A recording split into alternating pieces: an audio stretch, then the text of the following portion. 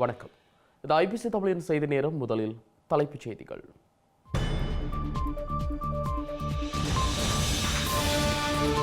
உக்ரைனிய ரஷ்ய மோதலில் ஸ்ரீலங்காவின் முன்னாள் படையினர் 8 பேர் பலி. கூலிப்படை ஆட்சேபில் ஈடுபட்ட முன்னாள் படை அதிகாரிகள் கைது. பூநகரி பொன்னாவளி கனிமவள அபகரிப்பில் டக்ளஸ் தேவானந்தாவுக்கும் பங்கு.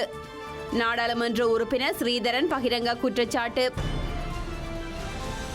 கோட்டபாயாவுக்கு எதிரான போராட்டத்தின் மீதான தாக்குதலுக்கு 2ஆம் ஆண்டு நினைவு. கொழும்பில் இன்று நினைவூட்டல் போராட்டம். அவதூறு கருத்துக்களை தூண்டும் ஊடக தொகுப்பாளர்களுக்கும் தண்டனை வேண்டும்.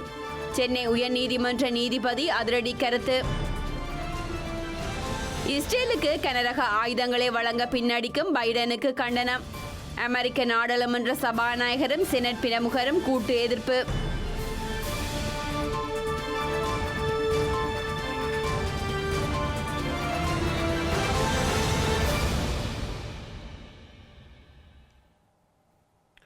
தொடர்வது விரிவான செய்திகள். உக்ரைன் மற்றும் ரஷ்யாவிற்கு இடையிலான போரில் கூலிப்படைகளாக இணைந்து கொண்டிருந்த ஸ்ரீலங்கா இராணுவத்திலிருந்து ஓய்வு பெற்ற 8 பேர் உயிரிழந்துள்ளதாக காவல்துறை ஊடக பேச்சாளர் நிகால் தல்துவ தெரிவித்துள்ளார். மனித கடத்தல்காரர்களினால் இதுவரை 83 ஓய்வு பெற்ற ஸ்ரீலங்கா இராணுவத்தினர் அனுப்பி வைக்கப்பட்டுள்ளதாக அவர் கூறினார். உக்ரைன் மற்றும் ரஷ்யாவிற்கு கூலிப்படைகளாக அனுப்பப்படும் மனித கடத்தலுடன் தொடர்புடையவர்கள் குறித்து ஸ்ரீலங்கா ராணுவத்தில் இருந்து ஓய்வு பெற்றவர்கள் அவதானமாக செயற்பட வேண்டும் என ஸ்ரீலங்கா பாதுகாப்பு அமைச்சு அறிவுறுத்தியிருந்தது. இந்த நிலையில் உக்ரைன் மற்றும் ரஷ்யாவிற்கு இடையிலான போரில் ராணுவத்தில் இருந்து ஓய்வு பெற்ற 8 பேர் உயிரிழந்துள்ளதாக காவல்துறை ஊடக பேச்சாளர் நிகால் தல்துவ தெரிவித்துள்ளார். இதற்கமைய 6 பேர் ரஷ்யாவிலும் 2 பேர் உக்ரைனிலும் உயிரிழந்துள்ளதாக அவர் கூறினார். அத்துடன் மனித கடத்தல்காரர்களினால் இதுவரை 83 பேர் அனுப்பி வைக்கப்பட்டுள்ள நிலையில் அவர்களில் 60 பேர் ரஷ்யாவிற்கும் 23 பேர் உக்ரைனுக்கும் சென்றுள்ளதாக அவர் சுட்டிக்காட்டியுள்ளார். இதேவேளை ரஷ்யா மற்றும் உக்ரைனுக்கு ஆள்கடத்தலில் ஈடுபட்ட முன்னாள் ராணுவ மேஜர் ஜெனரல் ஒருவரும் அவருக்கு ஆதரவாக இருந்த முன்னாள் சார்ஜென்ட் மேஜர் ஒருவரும் கைது செய்யப்பட்டுள்ளனர். குருநாகல் பகுதியைச் சேர்ந்த 67 மற்றும் 50 வயதுடைய இருவரே நேற்று தினம் ஸ்ரீலங்கா குற்றப்புலனாய்வு பிரிவின் மனித கடத்தல் மற்றும் கடல்சால் பிரிவினரால் கைது செய்யப்பட்டுள்ளனர். இதற்கு முன்னரும் முன்னாள் ராணுவ மேஜர் ஜெனரல் உள்ளிட்ட 2 குறித்த குற்றச்சாட்டில் கைது செய்யப்பட்டு விளக்கமறியலில் வைக்கப்பட்டுள்ளனர். கிளிநொச்சி பூநகரி பொன்னாவளி பகுதியில் சீமெந்து தொழிற்சாலை அமைப்பதாக தெரிவித்து அங்கிருக்கும் முருங்கை கற்களை வெளி மாவட்டங்களுக்கு கொண்டு செல்லும் முயற்சிகள் தொடர்ச்சியாக முன்னெடுக்கப்பட்டு வருவதாக தமிழரசு கட்சியின் யாழ் மாவட்ட நாடாளுமன்ற உறுப்பினர் சிவஞானம் ஸ்ரீதரன் குற்றம் சுமத்தியுள்ளார். ஸ்ரீலங்கா கடற்றொழில் அமைச்சர் டக்ளஸ் தேவானந்தாவின் ஆதரவுடன் இவ்வாறான செயற்பாடுகள் முன்னெடுக்கப்படுவதாக ஸ்ரீலங்கா நாடாளுமன்றத்தில் சிவஞானம் ஸ்ரீதரன் சுட்டிக்காட்டினார்.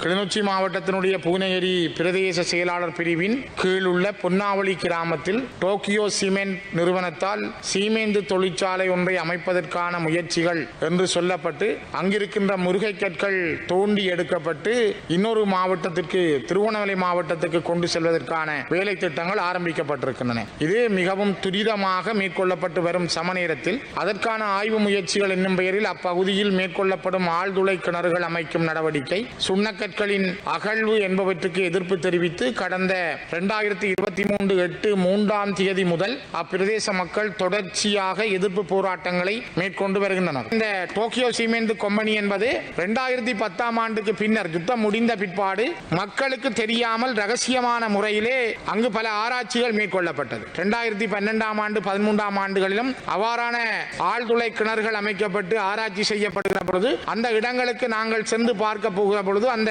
ஆய்வுகளில் ஈடுபட்டவர்கள் அந்த இடங்களை விட்டு ஓடியிருந்தார்கள் அல்லது ஒளிந்திருந்தார்கள். இது தொடர்பாக நான் பல கடிதங்களை அந்த நேரம் அரசாங்க அதிபர் பிரதேச செயலாளர்களுக்கு எழுதிய பொழுதும் அது தொடர்பாக அவரிடமிருந்து எந்த பதில்களும் சரியான முறையில் கிடைக்கவில்லை. இப்பொழுதும் கூட அங்கே ஒரு சீமெந்து தொழிற்சாலை அமைக்கப்படுவதற்கான எந்த முயற்சிகளும் இல்லை. அங்கே இருக்கிற மக்களிடம் அவர்களை ஏமாற்றி குறைந்த விலையிலே காணிகளை வாங்கி அங்கிருக்கிற அரச காணிகளையும் பிடித்து ஒரு வலுக்கட்டாயமாக அங்கே இருக்கின்ற முருகை கற்களை அவர்கள் திருவண்ணாமலையில் இருக்கிற சீமெந்து சீமேந்து தொழிற்சாலைக்கு கொண்டு செல்கின்ற முயற்சியை மட்டும்தான் அவர்கள் மேற்கொள்கிறார். ஆகவே அங்கு யாருக்கும் வேலை வாய்ப்புகளும் இல்லை, அங்கிருக்கிற மக்களுக்கான எந்த ஒரு எதிர்காலமும் இல்லை, ஒரு தொழிற்சாலையும் அமையப்பெற போவதும் இல்லை. அங்கிருக்கின்ற கற்களை கிட்டத்தட்ட 100 மீட்டர் ஆழத்திற்கு அவர்கள் தோண்ட போவதாக சொல்லுகிறார்கள். முதல் கட்டமாக அவர்கள் தோண்ட போகின்ற கற்கள் எடுக்க போகிற கிணறுகள் 99 அடி 100 அடி ஆழங்களாக இருக்கும், 30 மீட்டர் ஆழம் கொண்டதாக இருக்கும். இவ்வாறான பல கிடங்குகள் உருவாக்கப்பட்டால் அயல்ல இருந்து கடல் நீர், உப்பு நீர் தான் அங்கு உருவாகி அங்கே ஏற்கனவே குடிநீர் தட்டுப்பாடாக இருக்கிற வேரவில், வலப்பாடு, கிராஞ்சி மக்கள் திரும்பவும் அந்த இடத்திலே குடிநீர் இல்லாமல் குடிவாழ முடியாமல் இடம்பெயரக்கூடிய சூழல்கள் தான் இங்கே பெரிய அளவில் ஏற்படுத்தப்படுகிறது. நான் ஒரு கடிதத்தை இது விடயமாக எழுதி இதற்கான நடவடிக்கையை நிறுத்தி மாவட்ட ஒருங்கிணைப்பு குழுவில், பிரதேச பூநகரி ஒருங்கிணைப்பு குழுவில் இந்த அனுமதிகள் பெறப்பட்ட பின்னர் இவ்வாறான வேலை திட்டங்களை முன்னெடுங்கள் என்று கூட ஒரு கடிதத்தை எழுதியிருந்தேன். ஆனால் இதுவரை காலம் ஓராண்டுகள் முடிந்தும் கிளிநொச்சி மாவட்ட அரசாங்க அதிபராலோ அல்லது பூநகரி பிரதேச செயலாளராலோ அந்த மாவட்ட ஒருங்கிணைப்பு குழு கூட்டமோ அல்லது பிரதேச ஒருங்கிணைப்பு குழு கூட்டமோ எதுவுமே நடத்தப்படாமல் மிகவும் கபடத்தனமாக, கள்ளத்தனமாக அங்கே இருக்கின்ற முருகை கற்களை தோண்டுவதற்கு அமைச்சர் டக்ளஸ் சிவானந்தாவும் அவரோடு சேர்ந்தவர்களும் முயற்சிக்கிறார்கள் என்பதுதான் இங்கு வெளிப்படையான உண்மை. ஸ்ரீலங்காவின் அப்போதைய ஜனாதிபதி கோட்டாபய ராஜபக்சவிற்கு எதிராக கொழும்பு காலி முகத்திடலில் போராட்டக்காரர்கள் மீது தாக்குதல் நடத்தப்பட்டதன் 2வது ஆண்டை நினைவு கூர்ந்து கவனஈர்ப்பு போராட்டம் ஒன்று மேற்கொள்ளப்பட்டது. இந்த போராட்டம் கொழும்பு லிப்டன் சுற்றுவட்ட பகுதியில் காலி முகத்திடலில் போராட்டக்காரர்களினால் முன்னெடுக்கப்பட்டிருந்தது. ஸ்ரீலங்காவின் அப்போதைய ஜனாதிபதி கோட்டாபய ராஜபக்சவிற்கு எதிராக கொழும்பு காலிமுகத்திடலில் முன்னெடுக்கப்பட்ட தொடர் போராட்டத்தின் போது பொதுஜன பெரமுனவின் ஆதரவாளர்கள் தாக்குதலை நடத்தியிருந்தனர். ஸ்ரீலங்காவின் முன்னாள் பிரதமர் மஹிந்த ராஜபக்ஷ தலைமையில் பொதுஜன பெரமுனவின் ஆதரவாளர்களின் விசேட கூட்டம் அலரி மாளிகையில் இடம்பெற்றதை தொடர்ந்து இந்த தாக்குதல் நடத்தப்பட்டிருந்தது. இதனைத் தொடர்ந்து ராஜபக்ஷ ஆதரவாளர்களுக்கும் ஆர்ப்பாட்டக்காரர்களுக்கும் இடையில் மோதல் ஏற்பட்ட நிலையில் பேருந்துகள் எரிக்கப்பட்டதுடன் பலர் மீதும் தாக்குதல்கள் நடத்தப்பட்டிருந்தன. இந்த தாக்குதல் சம்பவத்தின் 2வது ஆண்டு நினைவு தினத்தை முன்னிட்டு இன்று கொழும்பு லிப்டன் சுற்றுவட்ட பகுதியில் காலிமுகத்திடல் போராட்டக்காரர்களால் போராட்டம் முன்னெடுக்கப்பட்டிருந்தது. காலிமுகத்திடல் தாக்குதல் சம்பவம் தொடர்பான கேலி சித்திர காட்சிகளும் காட்சிப்படுத்தப்பட்டிருந்தது.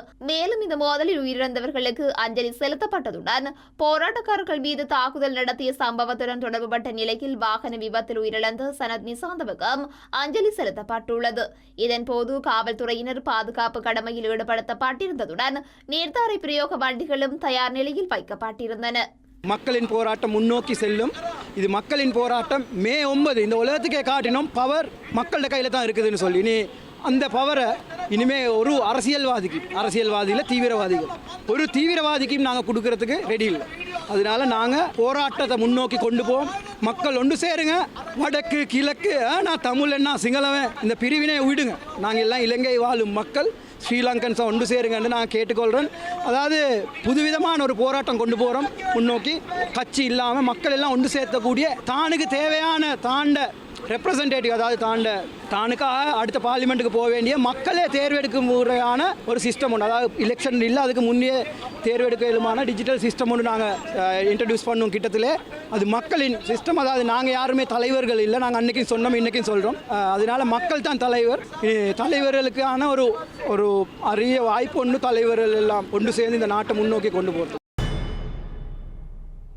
இதேவேளை கொழும்பு காலி முகத்திடல் போராட்டக்காரர்கள் மீது தாக்குதல் நடத்தியவர்கள் தற்போது அரசாங்கத்தின் உயர் பதவிகளில் உள்ளமை கவலை அளிப்பதாக காலிமுகத்திடல் ஆர்ப்பாட்டக்காரர்களினால் ஆரம்பிக்கப்பட்ட மக்கள் பேரவை எனும் அமைப்பின் உறுப்பினர் ராஜ்குமார் ரஜீவ்காந்த் குற்றம் சாட்டியுள்ளார். காலிமுகத்திடல் போராட்டக்காரர்கள் மீதான தாக்குதல் சம்பவத்தின் 2வது ஆண்டு நினைவு தினத்தை முன்னிட்டு ஐபிசி தமிழுக்கு இதனை கூறினார். இலங்கையில் மிக நீண்ட காலமாக இன வன்முறைகளை எப்படி காடையர்களை விட்டு மற்ற இனங்களை தாக்கி அளித்தார்களோ, 83ஆம் ஆண்டு இடம்பெற்ற கலவரம் போன்ற விடயங்களை எப்படி செய்தார்களோ அதேபோல் சிங்கள மக்களுக்கு மேல் ஏவி மிக மோசமாக செய்த ஒரு தாக்குதல் தான் அது. அந்த தாக்குதலில் காயமடைந்திருந்தார்கள் பலர். காயமடைந்த சிலர் இன்று வரை அந்த காயத்தில் இருந்து முற்றாக குணமாகாத நிலையும் இருக்கின்றது. இன்று வரை நாங்கள் அவற்றுக்கான நீதியை கேட்டுக்கொண்டிருக்கின்றோம். இன்றும் கூட பலர் சந்தித்து கலந்துரையாடி இருந்தோம், ஒரு நிகழ்வு நடத்தியிருந்தோம்.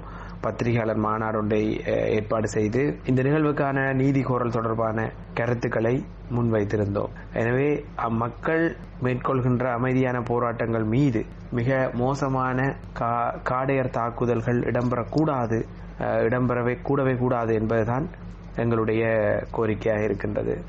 இது ஜனநாயகத்துக்கு விரோதமான ஒரு செயல். இப்படி ஜனநாயக விரோதமான செயல்களை செய்தவர்களால் என்று பதவிகளில் அமர்ந்திருக்கின்றார்கள் என்பது மிகவும் கவலைக்குரிய ஒரு விடயம். எனவே தொடர்ச்சியாக இந்த நாடு ஒரு நல்லநிலைமைக்கு வரும்போது நாங்கள் அதற்கான வர வேண்டிய அந்த சூழ்நிலைக்கு ஏற்ற வேலைகளை நாங்கள் தொடர்ந்தும் செய்து கொண்டிருப்போம். தமிழர்களின் மரபுரிமைகளை பிரதிபலிக்கும் வகையில் தமிழர் தாயகமான வடக்கு பகுதியில் காணப்படும் யாழ் பல்கலைக்கழகத்தின் அடையாளத்தை சிதைக்கும் முயற்சிகள் மேற்கொள்ளப்படுகின்றமை குறித்து கரிசனை முன்வைக்கப்பட்டுள்ளது. யாழ்ப்பாண பல்கலைக்கழகத்தின் மருத்துவ பீடம் பயன்படுத்தி வந்த பொதுவான இலச்சினைக்கு பதிலாக புதிய இலச்சினை அறிமுகப்படுத்தப்பட்டமை குறித்து மருத்துவர் முரளி வல்லிபுரநாதன் சுட்டிக்காட்டியுள்ளார். இலங்கை சுதந்திரம் பெற்றது முதல் தமிழர்களின் அடையாளங்களையும் மரபுரிமைகளையும் அளிக்கும் செயற்பாடுகளில் சிங்கள பேரினவாத அரசுகள் தொடர்ச்சியாக ஈடுபட்டு வருகின்றது. அந்த வகையில் யாழ் பல்கலைக்கழகமானது இதுவரை காலமும் பயன்படுத்தி வந்த இலச்சினைக்கு பதிலாக அறிமுகப்படுத்தப்பட்ட புதிய இலச்சினைக்கு யாழ்ப்பாண பல்கலைக்கழக பேரவையானது கடந்த மாதம் 20ஆம் தேதி அனுமதி வழங்கியுள்ளது. யாழ் பல்கலைக்கழக மருத்துவ பீடத்தின் நிர்வாக சபை உறுப்பினர்களின் கருத்துக்களை உள்வாங்கி பேராசிரியர் கே முகுந்தன் இந்த இலச்சினையை வடிவமைத்துள்ளார். இந்த இலச்சினையானது கடந்த ஏப்ரல் மாதம் 2ஆம் தேதி யாழ் பல்கலைக்கழகத்தின் செனட் சபையாலும் அங்கீகரிக்கப்பட்டுள்ளதாக யாழ் பல்கலைக்கழகத்தின் மருத்துவ பீட இணையதளத்தில் கூறப்பட்டுள்ளது. எனினும் தமிழ் மொழி மற்றும் தமிழர் வரலாற்றில் பாண்டித்தியம் பெற்ற பேராசிரியர்களான கைலாசபதி வித்யானந்தன் ஆகியோரால் உருவாக்கப்பட்ட நந்தி மற்றும் குத்துவிளக்கை உள்ளடக்கிய இலச்சினையை இதுவரை காலமும் யாழ் பல்கலைக்கழக மருத்துவ பீடமும் தமக்குரிய இலச்சினையாக பயன்படுத்தி வந்திருந்தது. இலச்சினையில் உள்ள குத்துவிளக்கானது அறியாமை எனும் இருளை அகற்றி அறிவூட்டுவதை குறிக்கும் அதேவேளை மகுட வாசகமாக தமிழர்களின் தொன்மையான பெருமைக்குரிய அறநூலான திருக்குறளில் இருந்து எடுக்கப்பட்டு வெளித்தோற்றத்தை விடுத்து ஆராய்ந்து உண்மையை அறிய வேண்டும் என்ற கருத்தை வலியுறுத்தும் மெய்ப்பொருள் காண்பது அறிவு என்ற வாசகமும் அதில் இடம்பெற்றுள்ளது. எனினும் தமிழ் மொழியையும் தமிழர்களின் பாரம்பரிய சின்னமான நந்தியையும் புறந்தள்ளி மருத்துவ பீட முகப்பு கட்டடத்தை உள்ளடக்கி புதிய இலச்சினை உருவாக்கப்பட்டுள்ளமை தமிழர் பரப்பில் உள்ளவர்கள் மத்தியில் விசனத்தை ஏற்படுத்தியுள்ளது. புதிய இலச்சினையில் உள்ள கட்டடம் 1978ஆம் ஆண்டுக்குரியது அல்லவெனவும் அது மருத்துவ பீடம் ஆரம்பிக்கப்பட்டு பல ஆண்டுகளுக்கு பின்னரே நிர்மாணிக்கப்பட்டதாகவும் மருத்துவர் முரளி வல்லிபுரநாதன் தனது முகநூலில் பதிவிட்டுள்ளார். மேலும் புதிய இலச்சினையில் இறக்கைகள் கொண்ட கோள் மற்றும் நங்கூரத்தினை சுற்றியவாறு உள்ள 2 பாம்புகளை உள்ளடக்கிய மேலத்தைய மருத்துவ குறியீட்டு சின்னம் உள்ளடக்கப்படவில்லை எனவும் அவர் எடுத்துரைத்துள்ளார்.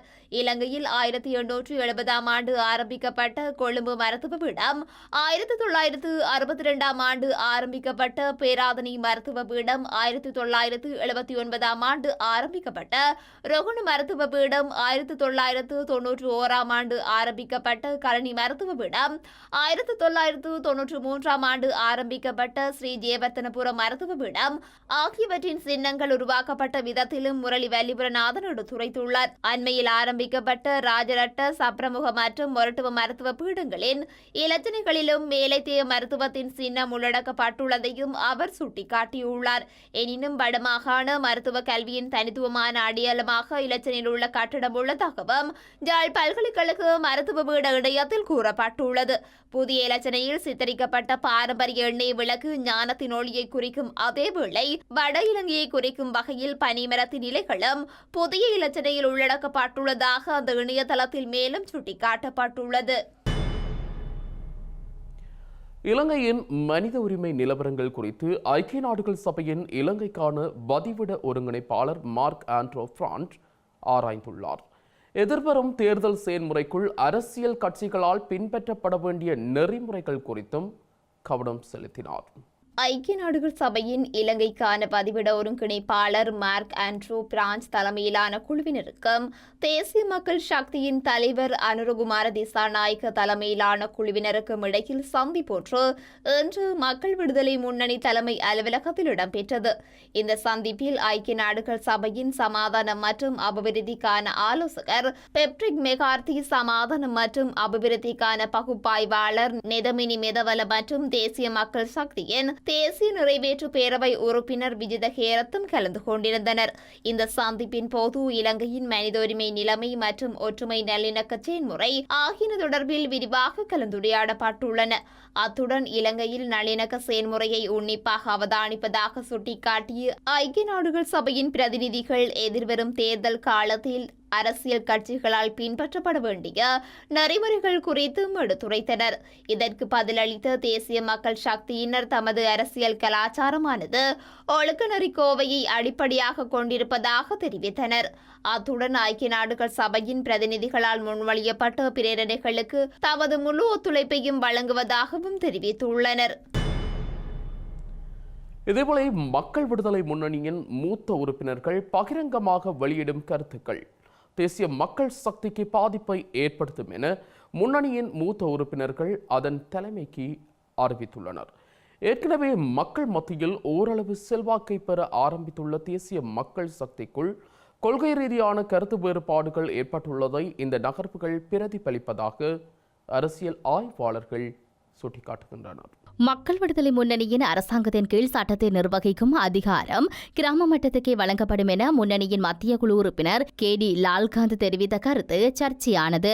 இந்த சர்ச்சைக்கு மத்தியில் சர்வதேச நாணய நிதியத்துடன் மீண்டும் பேச்சுவார்த்தைகளை ஆரம்பிக்கப் போவதாக சுனில் ஹந்துனேசி தெரிவித்த கருத்து தொடர்பாகவும் முரண்பாடுகள் எழுந்துள்ளன. இந்த இருவரனதும் கருத்துக்கள் மக்கள் விடுதலை முன்னணியின் கொள்கையை பிரதிநிதித்துவப்படுத்தவில்லை என முன்னணியின் மூத்த தலைவர்கள் கூறியுள்ளனர்.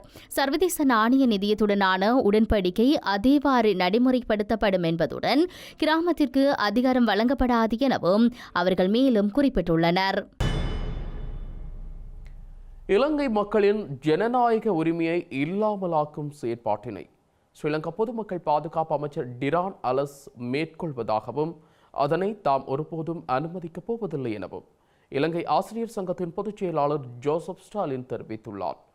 மக்களின் பேச்சு சுதந்திரத்தை பறிப்பதோடு அவர்களை அடக்குவதற்கான சட்டங்களை தற்போதைய ஸ்ரீலங்கா அரசாங்கம் கொண்டு வந்துள்ளதாகவும் அவர் தெரிவித்துள்ளார். அவர் பேசுறது மக்களுக்கு கிடைக்கின்ற ஜனநாயக உரிமைகள் இல்லாமக்கிற செயல்பாடு தான் அவர் பேசுறது. அதில் அவருக்கு எதிராக நடவடிக்கை எடுங்க, அவரை நீக்க சொல்லி செயல்பாடு. அதுல அந்துக்கு போயிட்டு ஏர்போர்ட்ல பேசின ஒரு சட்டத்தரணிக்கு எதிராக இப்படி பேசுறாங்க, அப்படி பேச இயலாது, அப்படி செய்ய இயலாது, அவருக்கு நடவடிக்கை எடுப்போம். பேசும் சுதந்திரம் இல்லையா இந்த நாட்டு பேசுறவங்களுக்கு? அப்படி நடவடிக்கை எப்படி என்ன பயங்காட்டியா செய்யறாங்க? அதுக்கு நாங்கள் இடம் கொடுக்க மாட்டோம். இந்த நாட்டில் நீதி இருக்க வேண்டும், பேசும் சுதந்திரம் இருக்க வேண்டும். நாங்கள் காண்றோம். விசேஷமாக இப்போ மே மாதம் 9ஆம் தேதி இப்போ எங்களுக்கு மே மாதம் இந்த 2 வருஷத்துக்கு முதல் மே மாதம் 9ஆம் தேதி கோல் ஃபேஸ்ல போராட்டத்துக்கு அடிக்குள்ள பார்த்துருந்த தான் தேசம் வந்து தென்னுக்கணும். அப்போ அந்த போராட்டம் நேரம் மக்களுக்கு அடிக்கக்குள்ள அந்த சமாதானம் நடந்த செயல்பாடு அடிக்குள்ள பார்த்துருந்தவங்க இப்போ என்ன பேசுறாங்க? அதோட நாங்கள் காண்றோம். இப்போ டயானா காமகே சம்பந்தம் எடுத்துக்கொண்ட சுப்ரீம் கோர்ட் தீர்ப்பு இல்லையே சொல்றது மேஜிஸ்ட்ரேட் கோர்ட்டால் சொல்லியிருந்தது. டயானா காமகே கைது செய்யறதுக்கு கோர்ட் ஆர்டர் ஒன்றுமே அவசியம் இல்லை. போலீஸாக செய்ய இருந்துச்சு, அல்வா செய்ய இல்லை. அப்படி ஒரு போலீஸ் தான் இருக்குது. இவங்க அரசுக்கு தேவையான மாதிரி மக்கள் அடக்கிறதுக்காக தான் இந்த செயல்பாடு. ஒரு பக்கத்தால் மக்கள் அடக்கிறதுக்கான சட்டங்கள் கொண்டு வர்றாங்க, மறுபக்கத்தால் மக்களை பயங்காட்டுறதுக்கு வேலை செய்யறாங்க. இது ரெண்டுக்கும் நாங்கள் இடமளிக்க மாட்டோம். நாங்கள் சமூக அமைப்புகள், தொழிற்சங்கங்கள் எல்லாம் ஒன்றாக சேர்ந்து நாங்கள் சட்டத்தரணிகள் சங்கம் கொண்டு வந்த இந்த யோசனையோடு நாங்கள் முன்னிக்கிறோம். இந்த நடைமுறைப்படுத்த சொல்லி நாங்கள் அழுத்தம் கொடுக்கிறோம். அதோட மக்களின் ஜனநாயக உரிமைகளுக்காக எங்களோட போராட்டம் முன் செல்லும் சொல்ல விரும்புகிறோம். ஸ்ரீலங்காவின் முன்னாள் ராஜாங்க அமைச்சர் டயானா கமகே நாட்டை விட்டு வெளியேறுவதற்கு நீதிமன்றம் தடை உத்தரவு பிறப்பித்துள்ளது. கொழும்பு பிரதான நீதவான் நீதிமன்றம் இந்த கட்டளையை வழங்கியுள்ள நிலையில் டயானா கமகேவை கைது செய்வதற்கான நகர்வுகளும் முன்னெடுக்கப்பட்டு வருவதாக தெரிவிக்கப்பட்டுள்ளது. ஸ்ரீலங்காவின் ராஜாங்க அமைச்சரான டயானா கமகே பிரித்தானிய குடியுரிமையை பெற்றுள்ளதால் அவரது நாடாளுமன்ற உறுப்புரிமையை மீளெடுக்குமாறு கோரி சமூக செயற்பாட்டாளரான ஓஷல கேரத் மேன்முறையீடு செய்திருந்தார். இந்த மனுவை விசாரணை செய்த கொழும்பு உயர் நீதிமன்றம் டயானா கமகேயின் உறுப்புரிமையை வரிதாக்கி உத்தரவிட்ட நிலையில் அவரை நாட்டிலிருந்து வெளியேற்றுவதற்கு நீதிமன்றம் இன்று தடை விதித்துள்ளது. பாதிக்கப்பட்ட தரப்பு சட்டத்தரணிகள் விடுத்த கோரிக்கையை பரிசீலித்த கொழும்பு பிரதான நீதவான் திலின கமகே இந்த உத்தரவை உத்தரவை பிறப்பித்துள்ளார். இந்த உத்தரவின் நகல்களை குடிவரவு மற்றும் குடியகல்வு கட்டுப்பாட்டாளர் அலுவலகம் மற்றும் தேசிய புலனாய்வு பணிப்பாளர் அலுவலகத்திற்கு அனுப்பி வைக்குமாறு உத்தரவிடப்பட்டுள்ளது. இந்த நிலையில் இலங்கையின் குடியுரிமையை வைத்திருப்பதான தவறான தகவலை கூறியமை, நுழைவு விசை அனுமதி இல்லாமல் நாட்டில் தங்கியிருந்தமை, தவறான தகவல்களை முன்வைத்து ராஜதந்திர கடவுச்சீட்டை பெற்றுக் கொண்டமை உட்பட்ட பல காரணங்களை முன்வைத்து டயானா கமகேவை கைது செய்வதற்கான ஆலோசனைகள் நடத்தப்படுவதாக தகவல்கள் வெளியாகியுள்ளது.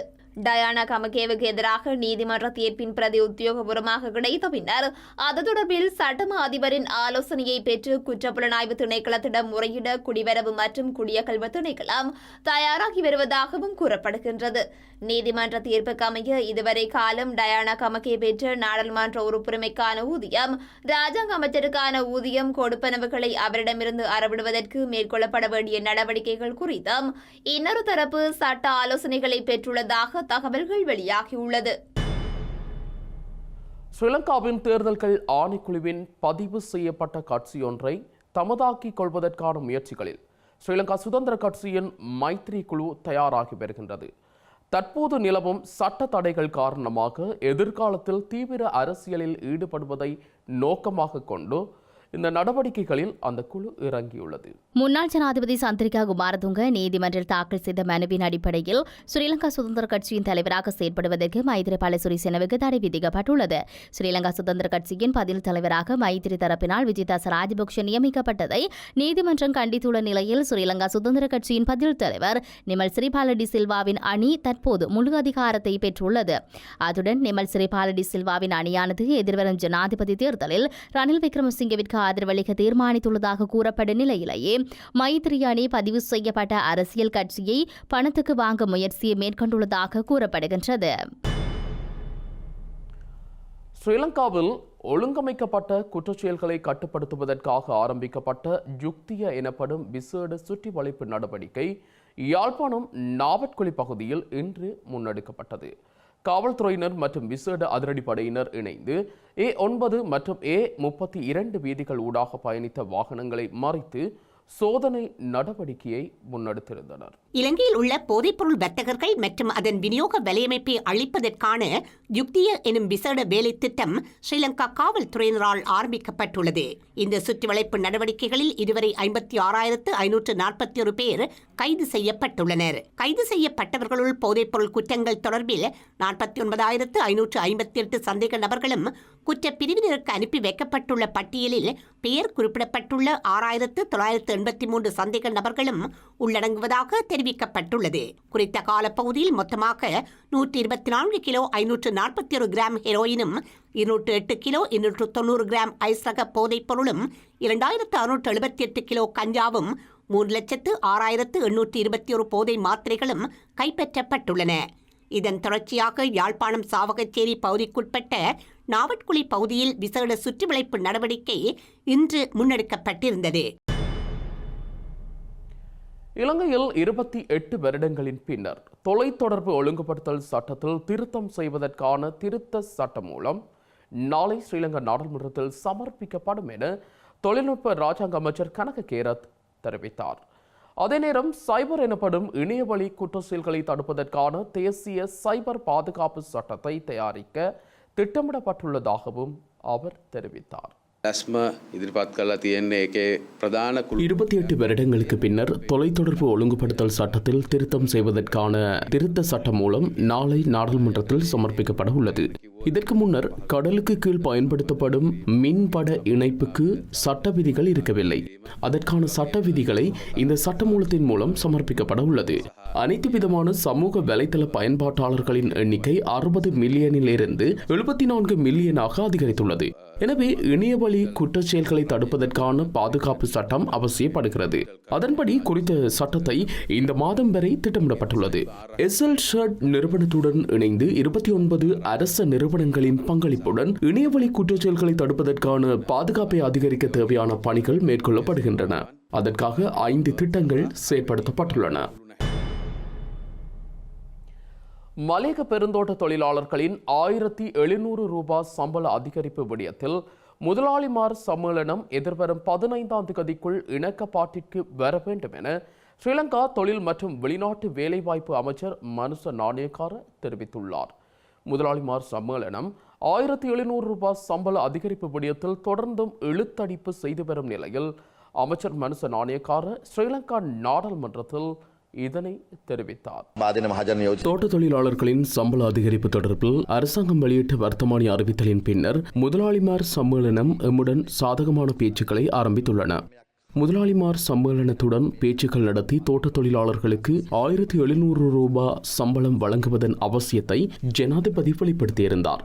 என்றாலும் முதலாளிமார் சம்மேளனம் 1200 ரூபாவையே சம்பள அதிகரிப்பை வழங்க முடியும் என சுட்டிக்காட்டியுள்ளது. அத்துடன் அதனை அடிப்படை சம்பளமாக வழங்க முடியாது, செயல்திறன் அடிப்படையிலேயே வழங்க முடியும் எனவும் கூறியது. இந்த தொழில்துறை வீழ்ச்சியடையாது எவ்வாறு முன்னோக்கி கொண்டு செல்லப்பட வேண்டும் என தோட்ட நிறுவனங்களின் கோரிக்கைகளையும் உள்ளடக்கி ஜனாதிபதியுடன் கலந்துரையாடல்களை நடத்தினோம்.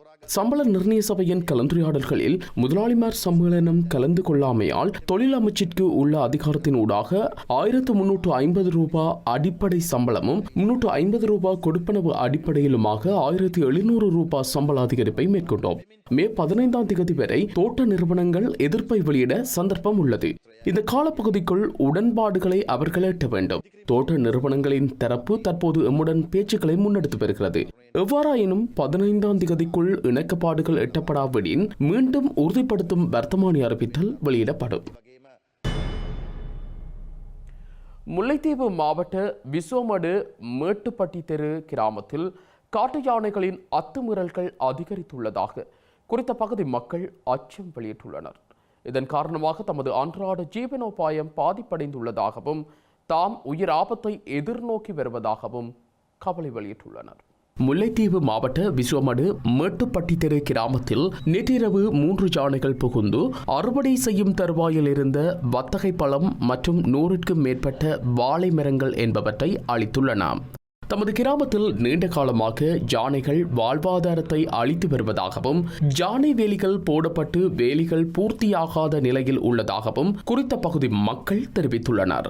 அத்துடன் தற்பொழுது ஏற்பட்டுள்ள அதிக வெப்பநிலை காரணமாக அதிகளவில் விற்பனை செய்யக்கூடிய வத்தகை தோட்டம் அறுவடை செய்து விற்பனை செய்யும் நேரத்தில் அழிவடைந்துள்ளமை மிகுந்த வேதனை அளிப்பதாகவும் பாதிக்கப்பட்ட விவசாயி ஒருவர் தெரிவித்துள்ளார். அத்துடன் காட்டு யானைகளில் இருந்து தமது வாழ்வாதாரத்தை பாதுகாக்க உரிய அதிகாரிகள் முன்வந்து உரிய தீர்வினை பெற்றுத்தர வேண்டும் எனவும் அவர் கேட்டுக்கொண்டுள்ளார். ராத்திரி இரவு 3 யானை வந்து ஒரு 100 வாழை அப்படியே எல்லாம் சரமாரியாக்கி ஒரு 3 லட்சம் ரூபாய் 2.5 லட்சம் ரூபாய் விற்கக்கூடிய வர்த்தக பழம் எல்லாம் சரமாரியாக்கிட்டு பெரிய ஒரு கஷ்டத்துல தான் பாடுபடுறோம். அடை வச்சு தனி வச்சு ஒன்றுமே செய்யலாம இருக்கு. உண்மையிலேயே பொருளாதாரத்தட ஒரு வாழைக்கு கூட தண்ணி இறைக்க பெரிய பாடுபட வேண்டி கிடக்கு. பசல விலை அதிகரிப்பு, மருந்து அதிகரிப்பு, அப்படி இருந்தும் வேற என்னதான் செய்யறது செய்வம் என்று வெளிக்கிட்டா இப்படியும் ஒரு சேதம் ஒன்றுமே செய்யலாது. யாரும் கலைச்சி விடுற சாமான் இல்லை இது. ஆனா இதுக்கு ஒரு நடவடிக்கை ஒன்று எடுத்து தருமாறு முல்லைத்தீவு மாவட்ட அதிகாரிகளை ஆழ்மையுடன் கேட்டுக்கொள்வது. இலங்கையின் தமிழர் தாயகம் உட்பட பல்வேறு பகுதிகளிலும் வெப்பநிலையின் தாக்கத்தால் மக்களின் இயல்பு நிலையில் மாற்றம் ஏற்பட்டுள்ளது. குறிப்பாக அதிகரித்த வெப்பத்தின் தாக்கத்தினால் உயிரிழப்புகளும் பதிவாகி வருகின்றமை கரிசனையை ஏற்படுத்தி வருகின்றது. வடக்கு கிழக்கு உள்ளிட்ட இலங்கையின் பல பகுதிகளில் அதிகரித்த வெப்பமான காலநிலை நிலவி வருகின்றது. இதனால் பொதுமக்கள் பல்வேறு அசௌகரியங்களை முகம் கொடுத்து வரும் நிலையில் குறிப்பாக குழந்தைகள், நோயாளர்கள், முதியவர்கள் பெரிதும் பாதிப்புகளை எதிர்நோக்கி வருகின்றனர். அதிகரித்துள்ள வெப்பநிலை தொடர்பில் மக்களுக்கு விழிப்புணர்வை ஏற்படுத்தும் வகையில் ஸ்ரீலங்கா சுகாதாரத்துறை அறிவுறுத்தல்களை வழங்கி வருகின்றது. இவ்வாறான நிலையில் மன்னார் மாவட்டத்தில் மக்களின் இயல்பு நிலை பெரிதும் பாதிக்கப்பட்டுள்ளதாக பிராந்திய செய்தியாளர் தெரிவித்துள்ளார். இந்த அதிகரித்த வெப்பநிலை காரணமாக தொடர்ச்சியாக மக்கள் வெளியே செல்வதை தவிர்த்து வருகின்றார்கள். குறிப்பாக சிறுவர்கள் மற்றும் வயோதிபர்கள் இந்த வெப்பநிலை காரணமாக பலவிதமான நோய் உபாதைகளுக்கு உள்ளாவதையும் அவதானிக்கக்கூடியதாக உள்ளது. அதே நேரம் மக்கள் நீர் ஆகாரங்களை அதிகமாக எடுத்துக்கொள்வதை அவதானிக்கக்கூடியதாக இருக்கின்றது. குறிப்பாக வெள்ளரி, தர்பூசணி, அதே நேரம் நொங்கு விற்பனைகளும் மன்னார் மாவட்டத்திலே அதிகரித்து காணப்படுவதை அவதானிக்கக்கூடியதாக இருக்கின்றது. தொடர்ச்சியாக இம்மாதம் முழுவதிலும் வெப்பமான காலநிலை நிலவி வரும் என வானிலை மையம் முன்னறிவித்துள்ளது. எனவே மக்கள் தங்களுடைய வெளி நடமாட்டங்களை குறைத்து அதிகளவான நீர் உணவுகளை உட்கொள்ளுமாறு கேட்டுக்கொள்ளப்படுகிறார்கள். IBC தமிழ் செய்திகளுக்காக மன்னாரிலிருந்து ஜோசப் நயன். இதேவேளை வெப்பமான காலநிலை காரணமாக அம்பாறை மாவட்டத்தின் பல்வேறு இடங்களில் பொதுமக்களின் நடமாட்டம் பகல் வேளையில் குறைவடைந்து காணப்படுவதாக எமது பிராந்திய செய்தியாளர் தெரிவித்துள்ளார். எனினும் சில இடங்களில் பொதுமக்களின் வருகையின்மையால் வியாபார நடவடிக்கைகளும் ஸ்தம்பிதமடைந்துள்ளதாக அவர் தெரிவித்துள்ளார். அம்பாறை மாவட்டத்தில் கடந்த சில தினங்களுக்கு முன்னர் மழைப்பொழிவு ஏற்பட்ட வேளை பொதுமக்கள் மகிழ்ச்சியடைந்ததாகவும் தெரிவிக்கப்பட்டுள்ளது. இருப்பினும் தொடரும் வெப்பநிலையால் சவளக்கடி மத்திய முகாம் பகுதியில் உள்ள நீர்நிலைகள் வான்கதவுகள் தற்போது திறக்கப்பட்டுள்ளதால் அதிகளவான நீர் வாய்க்காலூடாக வெளியேறுகின்றது. இவ்வாறு வெளியேறும் நீரில் அதிகளவான மக்கள் வெப்பத்தை தணிப்பதற்கு குடும்பமாக சென்று நீராடுவதாகவும் எமது பிராந்திய செய்தியாளர் தெரிவித்துள்ளார். மேலும் சில உள்நாட்டு செய்திகள் தொடர்கின்றன.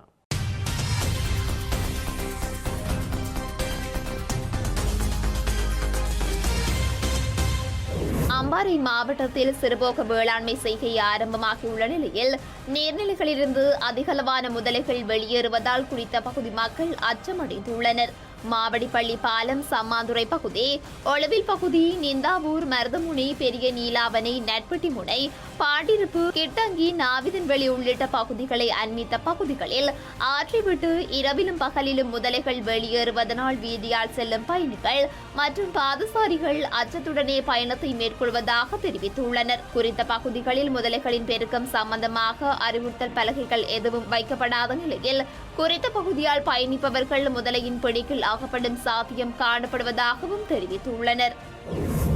முல்லைத்தீவு மாவட்டத்தின் புதுக்குடியிருப்பு காவல் பிரிவுக்குட்பட்ட இரணைப்பாலி பகுதியில் தனியார் காணியொன்றில் பதுக்கி வைக்கப்பட்டிருந்த பல லட்சம் ரூபாய் பெறுமதியான 100க்கும் மேற்பட்ட முதிரை மர குற்றிகள் முல்லைத்தீவு காவல்துறையினரால் கைப்பற்றப்பட்டுள்ளது. தனியார் காணியொன்றில் சுமார் 50 லட்சத்திற்கும் அதிகமான பெறுமதியுடைய முதிரை மர குற்றிகள் காவல்துறையினரால் கைப்பற்றப்பட்டுள்ளது. இவ்வாறு இடம்பெறும் சட்டவிரோத செயற்பாடுகளை கட்டுப்படுத்த அரசு அதிகாரிகள் உடனடியாக செயற்பட்டு வனவளங்களை பாதுகாக்க நடவடிக்கை எடுக்க வேண்டும் எனவும் சமூக ஆர்வலர்கள் குறிப்பிட்டுள்ளனர்.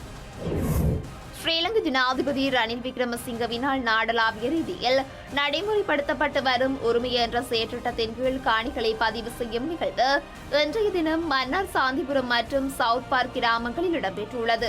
நீண்ட காலமாக அரச காணிகளில் தற்காலிக காணி ஆவணங்களுடன் வாழ்ந்து வரும் மக்களின் காணிகளை உறுதிப்படுத்தும் விதமாக மேற்கொள்ளப்பட்டு வரும் குறித்த செயற்றிட்டத்தின் மன்னார் பிரதேசத்தில் நடமாடும் சேவை ஊடாக பதிவுகள் மேற்கொள்ளப்பட்டு வருகின்றது. அதன் அடிப்படையில் முதல் கட்டமாக பிணக்குகளின்றி உரிமையாளர் மாற்றம் ஏதும் இடம்பெறாத காணிகளின் உரிமையாளர்களுக்கு விரைவாக காணி உறுதி வழங்குவதற்கான பதிவுகள் மேற்கொள்ளப்பட்டு வருகின்றது. உலக கால்நடைகள் தினத்தை முன்னிட்டு கால்நடைகளுக்கான விசேட மருத்துவ முகாம் ஒன்று இன்று திருகோணமலை நகர வாகன தரிப்பிடத்தில் இடம்பெற்றது. கிழக்கு மாகாண கால்நடை உற்பத்தி சுகாதார திணைக்களத்தின் ஏற்பாட்டில் முன்னெடுக்கப்பட்ட குறித்த வேலை திட்டத்தில் நாய்கள் மற்றும் பூனைகளுக்கான தடுப்பூசி வழங்கும் நிகழ்ச்சி திட்டமாக இது முன்னெடுக்கப்பட்டது. செய்திகளின் நிறைவாக மீண்டும் தலைப்புச் செய்திகள்.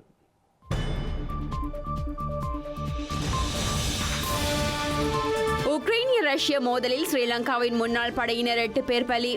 கூலிப்படை ஆட்சேபில் ஈடுபட்ட முன்னாள் படைய அதிகாரிகள் கைது. பூநகரி பொன்னாவளி கனிமவள அபகரிப்பில் டக்ளஸ் தேவானந்தாவுக்கும் பங்கு. நாடாளுமன்ற உறுப்பினர் ஸ்ரீதரன் பகிரங்க குற்றச்சாட்டு. கோட்டபாயாவுக்கு எதிரான போராட்டத்தின் மீதான தாக்குதலுக்கு 2ஆம் ஆண்டு நினைவு. கொழும்பில் இன்று நினைவூட்டல் போராட்டம். அவதூறு கருத்துக்களை தூண்டும் ஊடக தொகுப்பாளர்களுக்கும் தண்டனை வேண்டும். சென்னை உயர்நீதிமன்ற நீதிபதி அதிரடி கருத்து. இஸ்ரேலுக்கு கனரக ஆயுதங்களை வழங்க பின்னடிக்கும் பைடனுக்கு கண்டனம். அமெரிக்க நாடாளுமன்ற சபாநாயகரும் செனட் பிரமுகரும் கூட்டு எதிர்ப்பு.